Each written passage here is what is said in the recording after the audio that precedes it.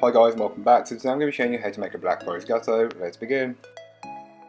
To start on the recipe, you'll want to grab yourself a large mixing bowl, and into the bowl place your butter along with your sugar and beat the two together until they are lighter and fluffier in colour and consistency.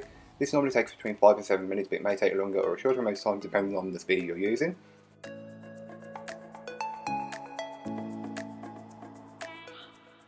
You can then go ahead and give the bowl a good scraping down just to incorporate any bits that may not have been fully worked in from earlier on. You will then want to add your egg a little at a time, beating one in between each addition, and repeat this until all of the egg has been incorporated, and once it has, the mixture will have loosened, but that's fine. Then you can go ahead and give the bowl a good scraping down just to incorporate any bits that may not have been fully worked in from earlier on. Then it's time to add in your dry mix.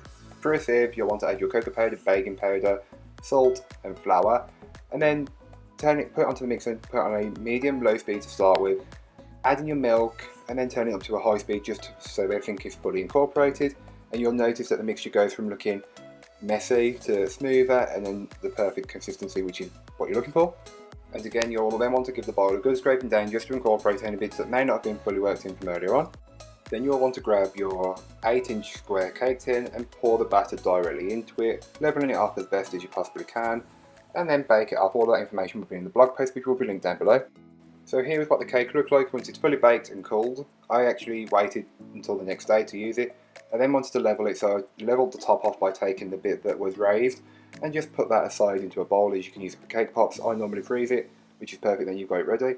Then you'll want to level it again so you've got 2 equal layers of cake, and as you can tell, I didn't measure it very well and I have 2 slightly different layer sizes, but it doesn't make too much of a difference once you've got it decorated. Place these onto a cooling rack, then you can simple syrup them.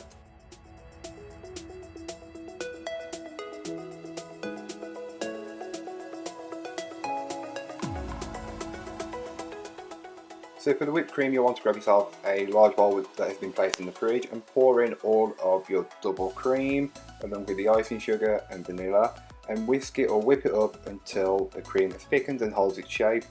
You don't want to over whisk it or whip it because it will make it have a granular mouthfeel, which isn't pleasant.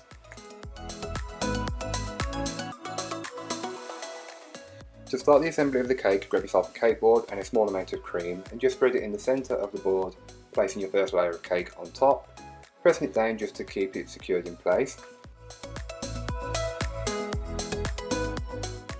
So to start filling the cake, you'll want to add a good amount of freshly whipped cream into the centre of the cake and spread it out until you can get it as level as you possibly can. It doesn't matter if it's not perfect, if it goes over the edge it's fine. Then you can add in the cherry jam. I'm using homemade, but feel free to use store bought.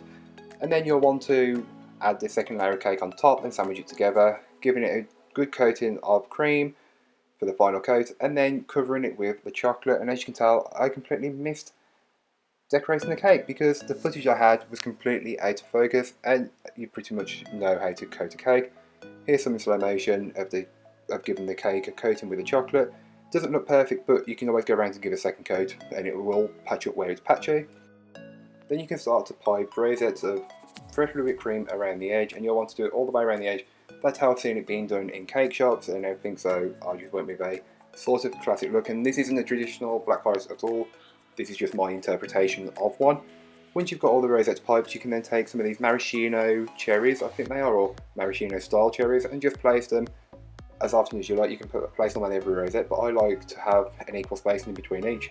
So I put about 8 onto the cake.